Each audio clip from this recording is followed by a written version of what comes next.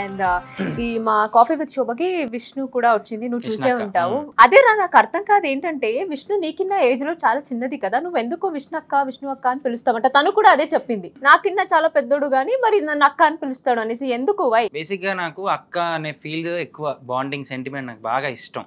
కొంతమందిని చూడగానే చెల్లెలు అంటే అక్క అంటే ఫ్రెండ్, శోభ అంటే ఫ్రెండ్ అని ఎలా అయిపోతామో అలాగా బాండింగ్ నాకు అలా వచ్చింది. కాబట్టి చిన్నదైనా పెద్దదైనా పిలిచే పిలుపులో కమ్మతనం, మంచితనం, మన అనే గుణం ఉంది కాబట్టి నేను అక్క అని పిలుస్తాను. Okay, super.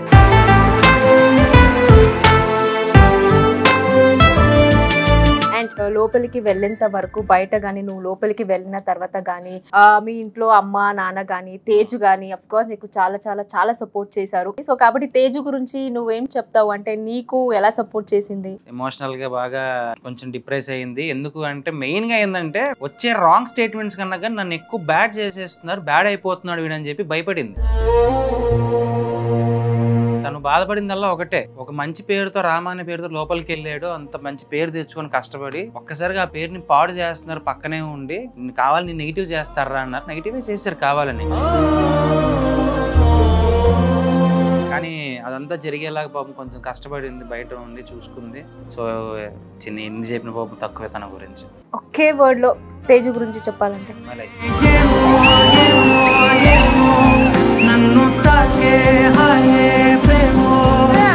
సో ఇప్పుడు నేను అవన్నీ మీరు చేసినదన్నీ నేను ఒక ఇదిగా స్ట్రాంగ్ గా చేసుకుని ఒక్క మ్యాజిక్ చేసి తేజుని ఇక్కడ రప్పించాలని అనుకుంటున్నాను. ఏమంటారు? తేజు ఒకటి వస్తుంది, ఎవరిది ఆటగాళ్ళు అందరు చూసేస్తున్నారు వీడియో.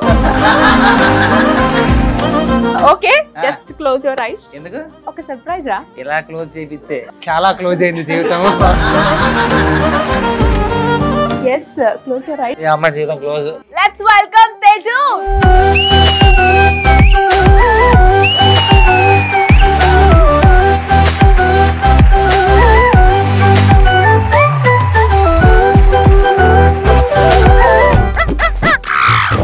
ఏంటి అది?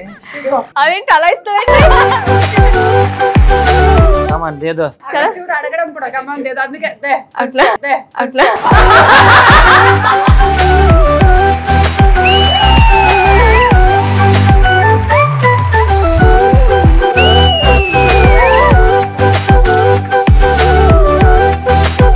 అమర్ చూసావా సర్ప్రైజ్ గా తేజుని పిలిపించాను, ఎలా ఫీల్ అవుతున్నావు? Oh my God.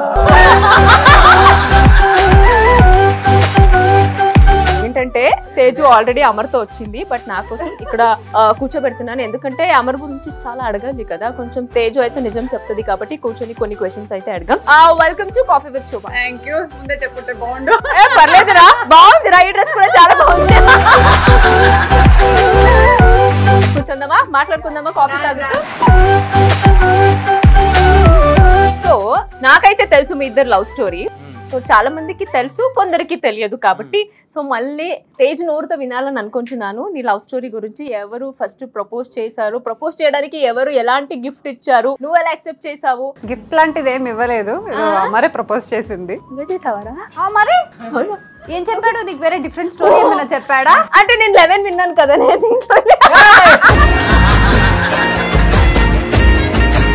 కొన్ని మర్చిపోవాలమ్మా. తెలీదు మర్చిపోయాను. మరే చేసింది. ఓకే, బట్ షోస్ లో కలిసేవారు ఇద్దరు, బట్ కలిసి అయితే వర్క్ చేయలేదు కానీ షోస్ ఈవెంట్స్ అని చేసేవారు. కానీ అప్పుడు చూసి క్రష్ అట్లా ఏమైనా అనిపించిందా నీకు అమర్ చూసి? నాకేం అనిపించలేదు, ఫ్రెండ్ గానే. నిజం చెప్పు పర్లేదు. నిజం, మా వాడు మంచోడే, ఎందుకు క్రష్ అవ్వలేదు నీకు? సో ఫస్ట్ కోయిలమ్మ టైంలోనే ప్రపోజ్ చేశాడు. అప్పుడు లేదు నో ఓన్లీ ఫ్రెండ్స్ అని అన్నా. దాని తర్వాత మళ్ళీ 2 years తర్వాత మళ్ళీ వెంట పడుతూనే ఉన్నాడా? 3 years తర్వాత. సిగ్గులేదరా నీకు? 3 years వెంట పడ్డా ఉంటది. 3 years గ్యాప్ లో ఏం లేదు, అయిపోయాడా? మళ్ళీ ఫ్రెండ్స్ గానే ఉన్నాము.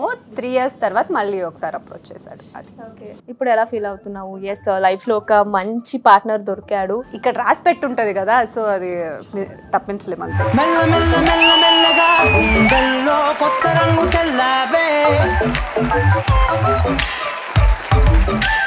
అమరే ప్రపోజ్ చేశాడు, నువ్వు యాక్సెప్ట్ చేసావు, మ్యారేజ్ అయితే అంటే అదే ఇంట్లో మాట్లాడని చెప్పా. ఇంట్లో మాట్లాడు, అంత ఓకే అయితేనే ఓకే, లేకపోతే నో అని చెప్పి.